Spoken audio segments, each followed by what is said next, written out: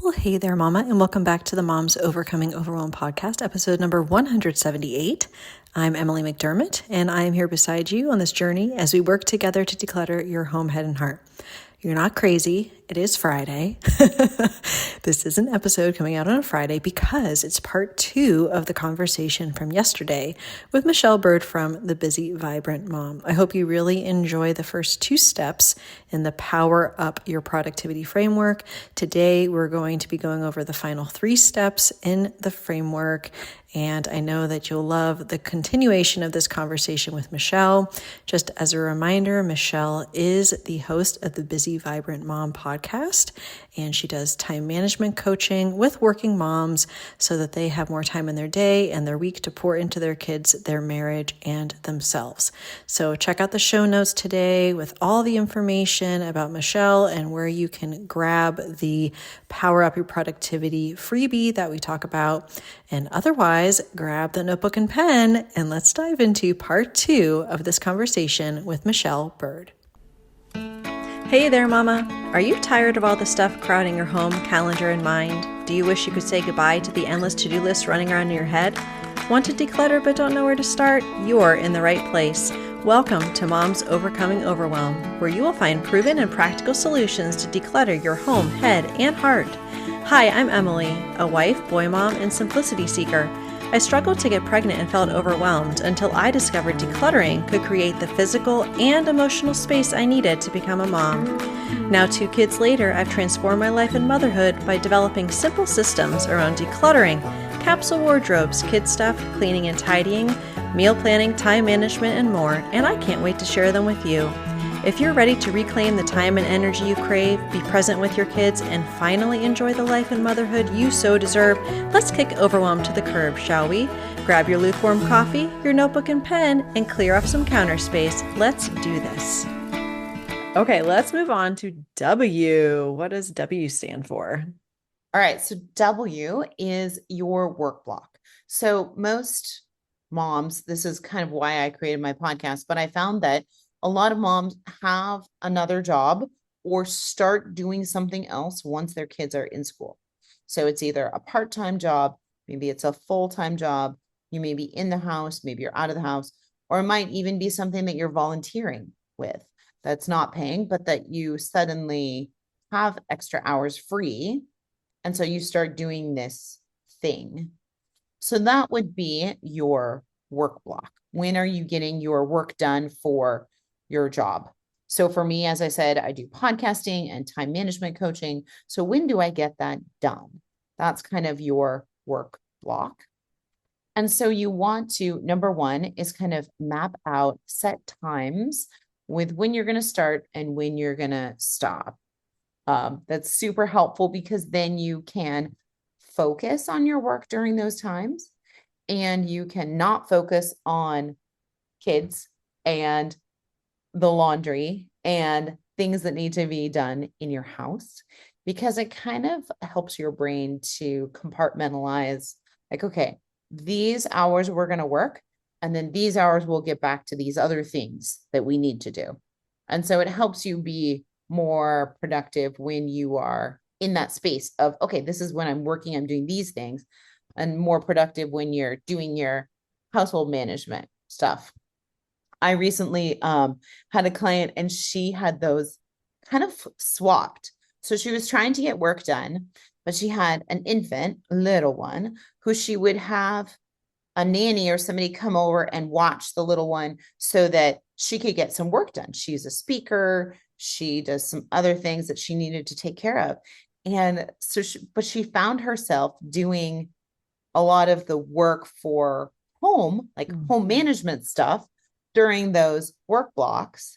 And then when her kiddo was awake or when she needed to watch her kiddo, she was then trying to do some of the stuff she needed to do for work or meetings or that kind of thing. And that was just not working because the things she was doing when she needed to focus were tasks that she put in that spot that she could use another time when she didn't need to focus.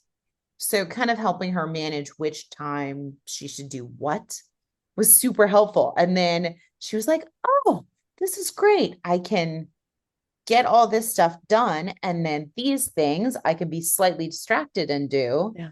And she kind of had a better map of her time. I was like, yes, it was really fun.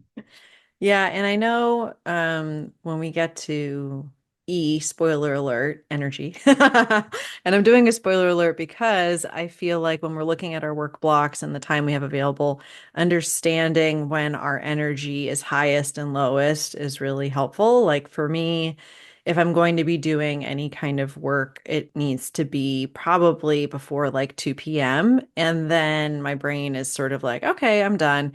And that's better for like listening to a podcast or watching a Netflix Christmas movie while I'm folding laundry or, vacuuming or whatever.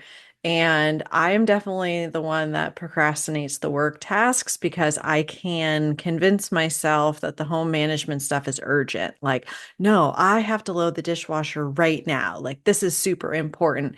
Meanwhile, then I'm wondering, oh, why do I have no energy to record this podcast? Well, because I kind of did things in the wrong order. So I think that's really key. I log like also in the morning, instead of like scrolling social media or looking at the news or anything like that, I'm looking at the calendar and going like what is happening today? Like what do I need to be aware of? Where's my work block? Where are the appointments? Is there like anything out of the ordinary to remind myself, just so it's like you kind of have that vision for the day.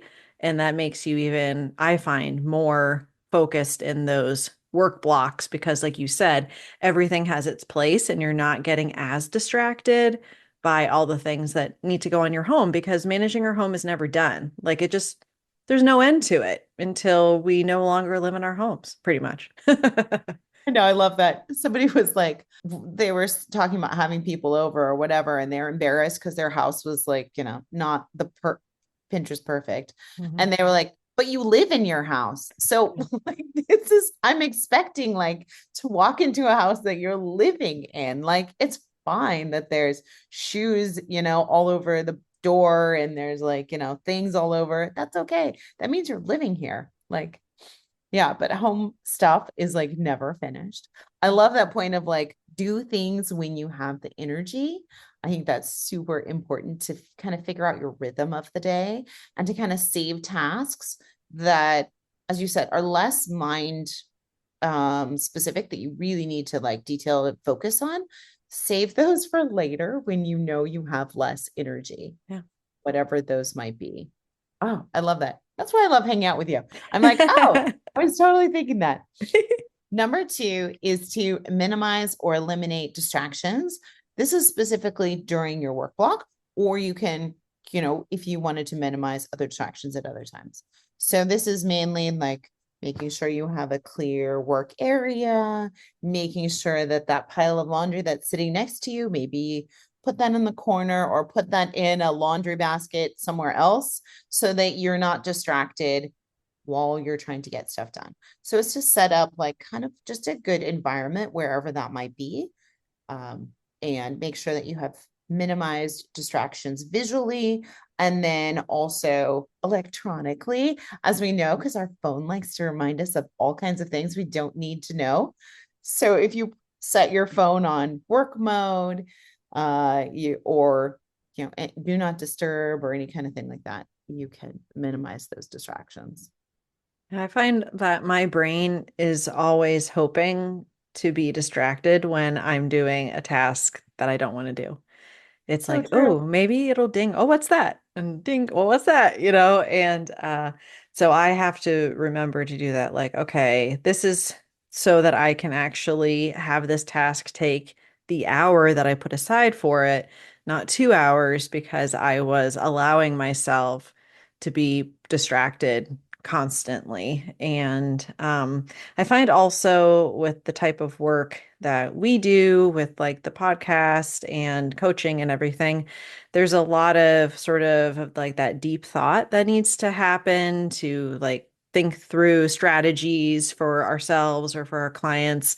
And if you are bringing all of this content into your brain through social media, whether it be current events or what your friends are doing or whatever, it's hard to kind of have that clear focus to be able to do that type of deep work.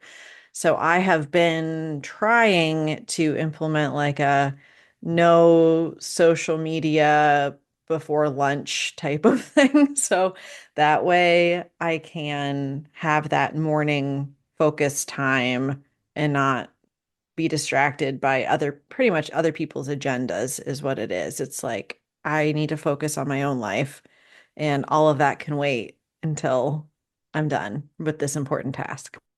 I love that. I have also found that I love to consume stuff. So I found that like, oh, I don't like it quiet. So I like to either be listening to music or a podcast or something while I'm doing all kinds of things. And so I found though that it wasn't allowing my brain to rest and to, as you said, get into like more of a deep thoughts, to really think through things. So I found that there'll be some times where I realize I haven't really had quiet Yeah. for a while. I've either been working or I've been listening to a podcast or I've been driving somewhere and listening to something.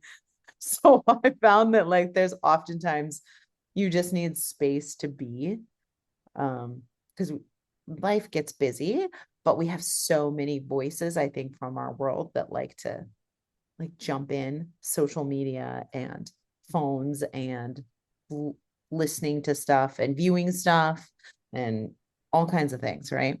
Yeah, there's never going to be a shortage of things to distract us from what we're supposed to do. And the urgent, for me, if I allow it, the urgent will always take over the important. Like, I'll just convince myself, well, this is urgent, so this has to be done now. And this is, and I have found that that's when you get to the end of the day and it feels like a tornado and you're kind of like a victim to your own day rather than having that intentionality and being proactive. So what is the third part of the W? So the third part is to have kind of a productivity software some people use, and this can just be helpful if you are trying to get certain things done in your work block, specifically for work.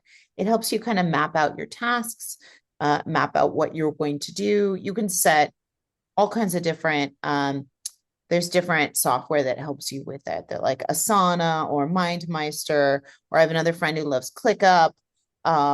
So they're just any kind of a software program that helps you map out what tasks you need to do when.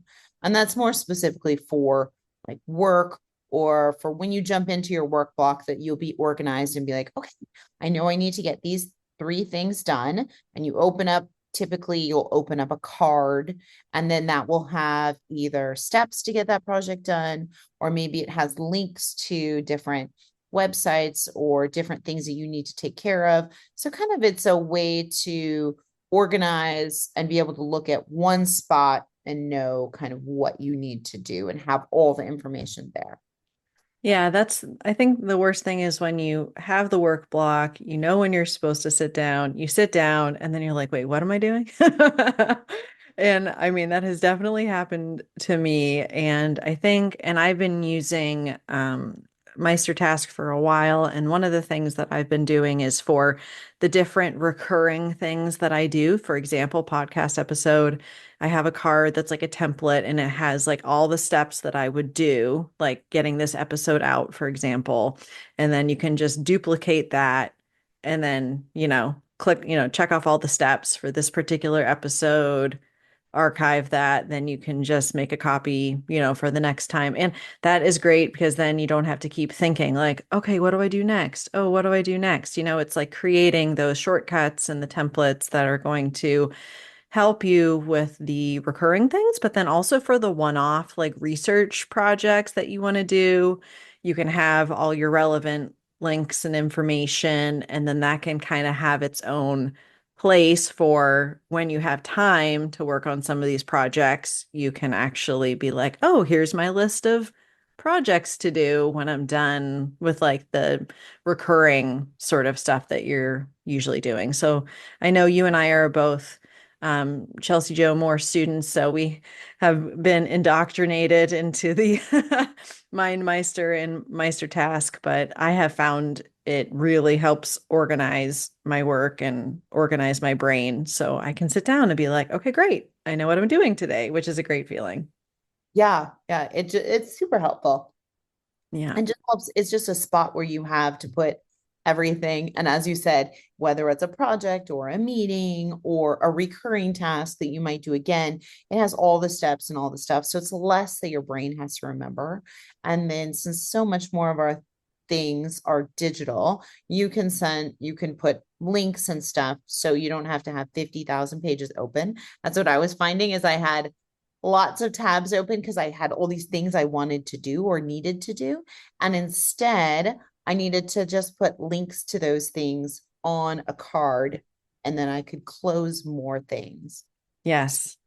It's super helpful. And all of these ones usually have like free, 30 days or you could try it out. So just find one that works for you. As we said, we both like MindMeister, Meister Task, that kind of thing. Their whole suite of different ones, but there are all kinds of ones. So find which one works for you and just start playing around with it and see if you like it. If that's the way, because they're all kind of a little different. So if that's the way your brain works and that works for you, great. Yeah. Cool. All right. Well, we alluded a little bit to the E earlier. So what are we doing with the letter E? So E is energy. So it's kind of like the normal ways you would think of energy. Physical is the first one. So your rest, making sure that you're eating, that you're hydrating, that you get some movement in, whether it be a walk or a workout or whatever, and some sleep. As moms, it's easy to forget to do one of these things. And so with rest, as we said, sometimes that might just be rest from noise or from content that you are consuming. So rest may not be specifically physical rest, but it might be mental rest as well. So those you're just checking in with yourself more of like, hey, how am I doing on these things? And is there one that I'm finding that I don't do as much? Like for me, I carry around a water bottle all the time, but I forget to drink out of it. So it's kind of setting a goal of like, okay, I need to drink more. Like, how can I make that happen? So that's the first one that will definitely give you energy. The second one is social. So this one is key for our family. We have 3 introverts and we have 2 extroverts. And so me being a big extrovert and my husband being an introvert, once we got married, I had to figure out his rhythm and what depletes him and what gives him energy. And the same with me. And so we had to figure out like what's the limit of social events? Like, is that taking too much of your energy? Are you just overwhelmed?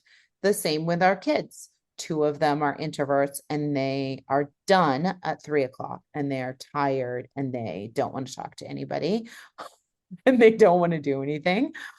And the other one is like super excited to go do anything with any of his friends at any time. So there's just you figure out the rhythm and the energy of the humans around you and how you can support that or help them. And also with yourself. If you are an extrovert, maybe you need to connect with some friends.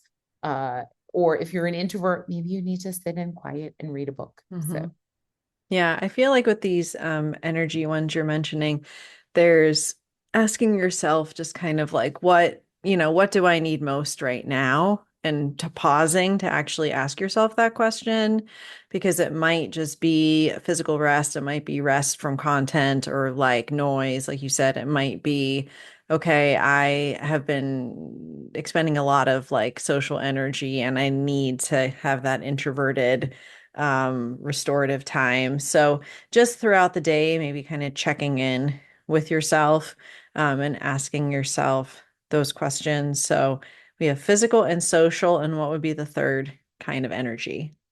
the third is emotional or actually spiritual as I look at this. Hmm. But it's just to take a minute. As you said, all of these are just kind of more reflective of what do I need right now? What am I feeling depleted in? So emotional is like, what am I telling myself? What am the mantras that I'm telling myself or the messages in my head, making sure that you're not telling yourself negative stuff all the time. I think as moms, we could easily do that and think, oh, I don't have my house clean. I can never get this clean. And so that Mhm. leads to more negative stuff. So just to take a minute and see, what am I listening to in my head? What am I telling myself? And then also I have devotional time. Mhm. So just to start your day with a spiritual devotional time. Um, I love to read She Reads Truth for a devotional time because it's a whole community of women who are reading the same Bible passages every day. And they send these beautiful books. Oh my gosh, they're gorgeous. And you can write all over them. And they're just themed to whatever book or theme that they're kind of going through. But find what works for you. And maybe if you're not a spiritual person, if you are not a Christian or whatever, maybe it's just downtime. Maybe it's that you just need some time to like take a moment, take a walk, you know, have a minute of quiet. Yes, definitely. And I feel like, depending on where you are in the world, usually, at least here in December and January, we have less daylight and, seasonal affective disorder might be a thing. So just being able even to get outside, even if it's a little bit chilly and kind of just get that reset, walk around the block, 5, 10 minute walk, I find is really helpful for resetting. For me and just telling myself that that will have a more positive impact on my day than resting, air quotes, by scrolling, or something like that, because that's not actually restful. It's just more of a distraction and it's not actually helping my energy. So reminding myself of this, of course. Yeah, I love that. I heard somebody say, um, a walk, just I can't remember how they phrased it, but like mentally and chemically, the hormones and the things that are released in your brain, you will always feel better after you take a walk. Yeah. No matter if you are in a bad mood at the beginning, you will be much better and in a healthier mood after you walk. Yeah. So I love that. I'm like, oh, that's so true. Yeah. Okay, let's finish it up with R. So what does R stand for? All right. R is another one that your listeners may know some of, but routines. And so Mm. routines can be super helpful because they actually let your brain rest a little because you're doing the same thing. Your body and your brain kind of pick up on that, and there's not as much thinking that's involved. So oftentimes when you get in a routine, it can help your brain just kind of relax a little bit. Yeah. So the first one is kind of 4 to 5 block routine throughout your day. You typically have different routines, like your morning routine, and then kind of a little block, and then your work work routine, and Mm. your day can kind of be sectioned off into 4 to 5 blocks. And that's super helpful because then you're not looking at your day at I have all day to do this stuff, or I have all day to do these projects. And then so you're like, I have plenty of time. And you're not as productive because you think a lot of time. And then you realize, oh, well, at 2 o'clock, I have to go pick up kids from school. So I Yeah. really don't have all day. I have had that happen numerous times. It's usually like when I have to go out to the bus stop and it's like, oh, wow, that really happened a lot faster than I thought. And sometimes it's good because you've been really into what you're focusing on. And sometimes it's like you're just kind of half paying attention to things you're doing during the day. And then you're like, oh my gosh, the day is gone. I find also just kind of making routines enjoyable, like that it's not like drudgery. I know for my kids, like for their morning routine, I created like this little song. So they get the bus at 7:50 or something. So we always say 7:15, time to do your routine. First you get dressed. Aren't you impressed? We like go through the whole thing.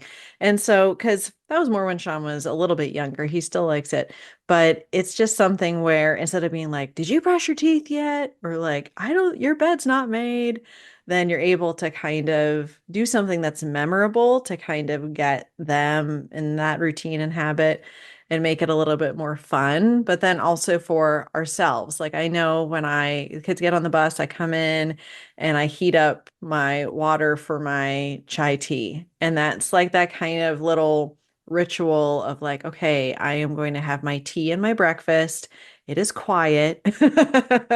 I'm going to enjoy the quiet before I move on to the next thing. And so just sort of enjoying and savoring some of these little pockets of routines during the day. Not that we have to feel like robots, like, okay, work routine, make dinner, because no one wants to go through their life feeling like a robot.